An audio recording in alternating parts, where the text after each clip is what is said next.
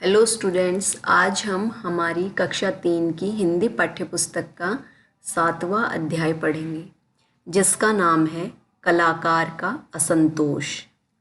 कलाकार उसे कहते हैं जो कोई कला जानता हो, किसी काम को वो कलापूर्वक करता हो जिसे सामान्य व्यक्ति न कर सकता हो उतनी कलाकारी से, आर्टिस्ट। और असंतोष कहते हैं, असंतोष मन की एक वो स्थिति होती है जिसमें व्यक्ति किसी चीज़ से, किसी काम से या किसी बात से उसका मन नहीं भरता, या फिर वो ये सोचता है कि वो जो कर सकता था वो नहीं कर पाया, और इस स्थिति में वो थोड़ा खिन्न या रुष्ट रहता है, उदास रहता है। तो इसे असंतोष कहते हैं, यानी संतुष्ट नहीं होता है, वो अपने आप से ही नहीं होता है या किसी चीज़ से नहीं होता है, तो ये असंतोष होता है, डिससेटिस्फिकेशन, है ना। तो ये कहानी है कि इसमें कलाकार का असंतोष उसे वो आगे बढ़ने में मदद करता है ना। तो इस कहानी से के बारे में अब हम पढ़ते हैं। एक गांव में एक आदमी रहता था। वह मिट्टी की मूर्तियां बनाया करता था। उसकी बनाई मूर्तियां सुंदर होती थी, इसलिए वे बाजार में आसानी से बिक जाती थी। वो व्यक्ति जो मूर्तियां बनाता था वो सुंदर होती थी, इसलिए वो बाजार में तुरंत बिक जाती थी, आसानी से बिक जाती थी। अच्छे दिन थे, उसका गुजारा मज़े में हो जाता था। उसको उसकी मूर्तियों के लिए दाम मिल जाते थे और उसका जो जीवन था वो अच्छी तरह से गुजर बसर हो रहा था। ये आप चित्र में देख रहे हैं कि वो व्यक्ति मूर्तियां कैसे बना रहा है। इसके बाद जब उसका लड़का बड़ा होने लगा तो बाप ने बेटे के हाथ में हुनर देखकर उसे भी मूर्ति बनाने का काम सिखा दिया। बाप जब लड़का बड़ा होने लगा तो बाप ने देखा कि बेटे के हाथ में हुनर होता है, कला, है ना। उसके हाथ में जो वो कला है, हुनर है, उसे देखकर कि ये अच्छी मूर्तियां बना सकता है, उसने बचपन में ही ये चीज़ देख ली थी अपने बच्चे में, तो उसे भी उसने मूर्ति बनाने का काम सिखा दिया। अब बाप और बेटा दोनों मूर्तियां बनाने लगे। दोनों आप चित्र में देख रहे हो, बाप और बेटे दोनों साथ साथ मूर्तियां बनाने लगे। बेटे का हाथ बाप से ज़्यादा साफ था। बेटा जो था, हाथ ज़्यादा साफ होना यानी वो सफाई से काम करता था, उसकी बनी हुई मूर्तियां ज़्यादा सुंदर होती थी। वैसे भी नवयुवक होने के कारण वह अधिक चुस्त और फुर्तीला था। और किसी काम को जब हम करते हैं तो उसमें उम्र का भी उम्र की एक भूमिका होती है। कोई व्यक्ति अगर वृद्ध है तो वो किसी काम को उतने उससे नहीं कर पाता जितना कि एक नवयुवक या फिर एक युवा आदमी कर सकता है। तो इसमें हमें ये कहानी कह रही है कि नवयुवक होने के कारण, यानी कि वो व्यक्ति जवान था, युवा था लड़का, और अधिक चुस्त और फुर्तीला था, तो इससे भी फर्क पड़ता है कि उसकी मूर्तियां उसके बाप से ज़्यादा अच्छी बनती थी। उसकी मूर्तियां बाप से अच्छी बनने लगी। शुरू में तो उसकी बनाई मूर्तियां उसी दाम में बिकती थी जिस दाम में बाप की। शुरू में जब वो बच्चा लड़का मूर्तियां बनाता था तो उसकी मूर्तियां उसी कीमत में, उसी दाम में बिकती थी जितनी की उसके बाप की बनाई हुई बिकती थी। लेकिन बाप की झिड़कियां खाने के बाद, झिड़कियां होता है प्यार से डांटना, है ना, झिड़कियां खाने के बाद और अधिक ध्यान से काम करने के कारण उसकी बनाई हुई मूर्तियां बाप की बनाई हुई मूर्तियों से अधिक दाम पर बिकने लगी। अब जब उसके पिता उसकी मूर्तियों को देखते थे तो वो उसमें कुछ कमियां निकालते थे और उसे झिड़की लगाते थे, उसे डांटते थे कि आपकी मूर्ति में ये कमी रह गई, वो कमी रह गई। और पिता की डांट खाने के बाद वो उन मूर्तियों को और ध्यान से बनाता, और इसकी वजह से उसकी जो मूर्तियां थी वो अपने पिता से बनाई हुई मूर्तियों से ज़्यादा सुंदर बनती, और सुंदर बनने के कारण उनकी मूर्तियां अधिक दाम में बिकती, ठीक है, और उन्हें ज़्यादा पैसा मिलता। बाप की मूर्ति बिकती 7 रुपये में और बेटे की बिकती 10 रुपये में, यानी बेटे की मूर्ति के ज़्यादा पैसे मिलते थे, लेकिन इस पर भी बाप की डांट डपट और झिड़कियां कम नहीं हुई। अब बेटे को बाप से ज़्यादा पैसे मिलने लग गए, लेकिन फिर भी बाप की जो डांट डपट थी और झिड़कियां थी, उसके काम में कमी निकालना बनाई हुई मूर्तियों में और उसे डांटना, वो अब भी जारी था। वो पिता उसे अब भी डांटते थे। वह बेटे की बनाई हुई मूर्तियों में दोष निकालता रहता, दोष कमी निकालता रहता कि आपने ये इस मूर्ति में ये कमी है, इस मूर्ति में ये गलत है। तो वो बेटे की बनाई हुई मूर्तियों में दोष निकालता रहता। बेटे ने मूर्ति बनाने की ओर अधिक ध्यान दिया। अब डांट खा के बेटे ने सोचा कि मैं और ध्यान से काम करूँगा और इतना करूँगा कि मुझे डांट खानी ही ना पड़े। और वह बहुत मेहनत से मूर्तियाँ बनाने लगा। मेहनत बहुत कठिन, मन लगाकर और कठिन परिश्रम करना, बहुत मेहनत से वो मूर्तियाँ बनाने लगा। अब बेटे की मूर्तियाँ अधिक तराशी हुई होने लगी। तराशा हुआ, जैसे मूर्तियाँ जब बनाते हैं तो पत्थर को काट काट के और फिर उनको रूप देते हैं, उसे ही तराशना कहते हैं, है ना। तो मूर्तियों को वो और अधिक मेहनत से सुंदर तरीके से तराशता। बाजार में उनका दाम भी बढ़ गया और इतनी मेहनत से जो काम किया जाता है वो सुंदर होता है और इसलिए जो सुंदर मूर्तियों के दाम भी बढ़ गए। दाम, कीमत, मूल्य। बाप की बनाई मूर्तियां 7 रुपए में ही बिकती रही, जबकि बेटे की बनाई मूर्तियों की कीमत बढ़कर पहले 12, फिर 15 और फिर 20 तक पहुंच गई।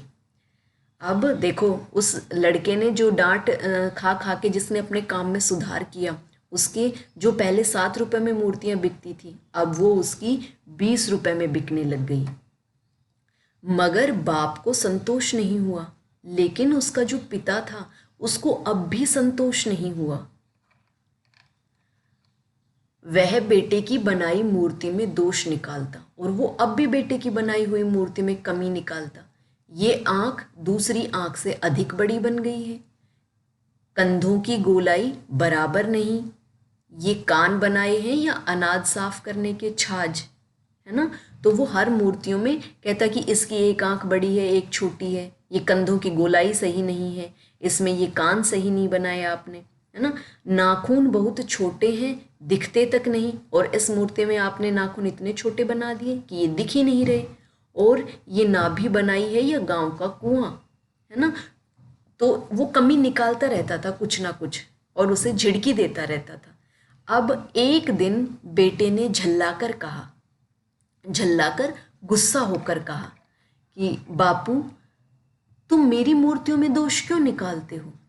लड़के को गुस्सा आ गया और उसने झल्लाकर अपने पिता से कहा कि बापू, तुम मेरी मूर्तियों में दोष कमी क्यों निकालते हो।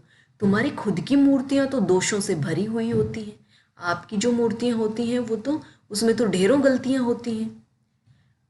मैं तुम्हारी हर मूर्ति में 20 दोष निकाल सकता हूँ। मैं आपकी बनाई हुई जो मूर्ति है उसमें 20 कमियां बता सकता हूँ।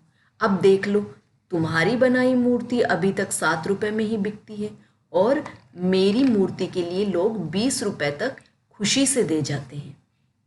लड़के ने कहा कि आपकी कमियों से भरी होती हैं और मैं तो इतनी अच्छी बनाता हूँ, मेरी आपकी की मूर्ति के 7 रुपए मिलते हैं और मेरी के 20, लेकिन फिर भी आप मेरी में कमी ही निकाले जा रहे हैं।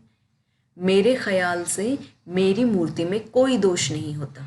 लड़के ने कहा कि मुझे ऐसा लगता है कि मेरी बनाई हुई मूर्ति में कोई कमी नहीं होती, वो परफेक्ट होती है, पूर्ण होती है। वे इतनी सजी सवरी होती हैं कि अब उनमें सुधार की कोई गुंजाइश नहीं है। मैं इतनी अच्छी मूर्ति बनाता हूँ, इतनी सुंदर वो लगती है, सजी सवरी होती है कि उसमें कोई कमी है ही नहीं, उसमें अब कोई सुधार की कोई जगह है ही नहीं, उसमें कोई सुधार नहीं हो सकता, यानी वो पूर्णतया बिल्कुल सही है। बाप उदास हो गया। बेटे की ये बातें सुन के बाप उदास हो गया, थोड़ा दुखी हो गया। दुखी स्वर में वह बोला, स्वर आवाज में, दुखी आवाज में वह अपने बेटे से बोला, बेटे, मुझे यह बात मालूम है, तुमने जो बातें बताई हैं कि मेरी में कमियां होती हैं, तुम्हारी मूर्ति में कोई कमी नहीं होती है, मेरी कम रुपए में बिकती है, तुम्हारी 20 रुपए तक बिकती है, ये सारी बातें मुझे मालूम है। लेकिन तेरे मुंह से यह बात सुनकर मुझे लगने लगा है कि अब तुझे तेरी मूर्तियों के लिए 20 रुपए से अधिक कभी नहीं मिलेंगे। उसने कहा, लेकिन तुम अपने आप से संतुष्ट हो गए हो, तुम्हें लगता है कि मेरी मूर्ति में कोई दोष नहीं है, तो यानी अब तुम आगे और सुधार नहीं कर पाओगे, तुम यहीं रुक जाओगे, है ना। तो अब मुझे लगता है कि तुम इसके आगे कुछ सुधार नहीं करोगे और तुम्हें 20 रुपए से अधिक कभी नहीं मिलेंगे। क्यों? बेटे के स्वर में आश्चर्य था। आश्चर्य, अचरज, अचंभा। बेटे ने अचंभे के साथ कहा कि क्यों, 20 रुपए से ज्यादा क्यों नहीं मिलेंगे?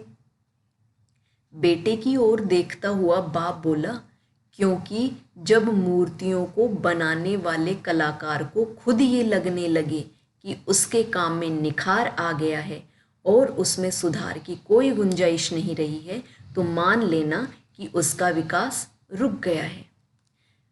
पिता ने अपने पुत्र को समझाया कि जब मूर्तियां बनाने वाला जो कलाकार है, अगर उसको खुद ही ये लगने लगे कि वो उसके काम में निखार आ गया है, अब उसमें कोई सुधार ही नहीं हो सकता, तो मान लेना कि अब उसका विकास रुक गया है, अब वो आगे कोई सुधार नहीं करेगा, वो वहीं रुक जाएगा।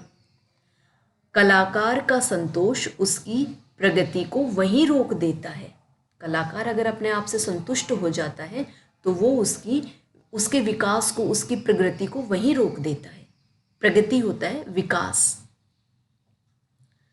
एक दिन मुझे भी अपने काम से संतोष हो गया था। एक दिन मुझे भी ऐसा लगा था कि मेरी मूर्तियों में, बनाई हुई मूर्तियों में कोई कमी नहीं होती, कोई दोष नहीं होता, वो परफेक्ट होती हैं। और आज तक मुझे मूर्तियों की कीमत कभी 7 रुपए से अधिक नहीं मिली है और इसीलिए मैं वहाँ से आगे नहीं बढ़ पाया हूँ, है ना।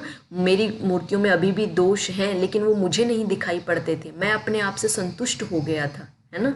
इसलिए मुझे आज तक मूर्तियों की कीमत 7 रुपए से अधिक नहीं मिली है। बेटा लज्जित हो गया और उसका सिर नीचे झुक गया। लज्जित होना, शर्मिंदा होना। बेटा शर्मिंदा हो गया पिता की बातें सुन के, उसे अपने कहे पर शर्म आई और उसका सिर नीचे झुक गया और उसने अपना सिर झुका लिया। तो इस कहानी से हमने क्या सीखा कि हमें अपने आप से कभी संतुष्ट नहीं होना चाहिए, हम और अच्छा कर सकते हैं। जैसे हमारी हैंड राइटिंग है, जो हम हाथ से लिखते हैं, अगर हमारा हस्तलेख हमें ऐसे लगने लगे कि हम बहुत सुंदर लिख रहे हैं, तो वो सही नहीं है। अगर आप अपने आप से संतुष्ट हो जाओगे तो आप आगे सुधार नहीं कर सकते। आप ये सोचो कि हम इससे भी अच्छा कर सकते हैं, हम इससे और अच्छा लिख सकते हैं। और जब आप हर बार ऐसा सोच के कार्य करोगे, मन लगाकर और कठिन परिश्रम से, तो आप निश्चित रूप से आगे बढ़ोगे और आपके कार्य में निरंतर सुधार होता जाएगा। तो जो असंतोष होता है अपने अंदर का, वो हमारी प्रगति में सहायक होता है। ठीक है, तो आज बस इतना ही। आपको इस कहानी को पढ़ना है और इसे याद करना है। आज बस इतना ही। धन्यवाद।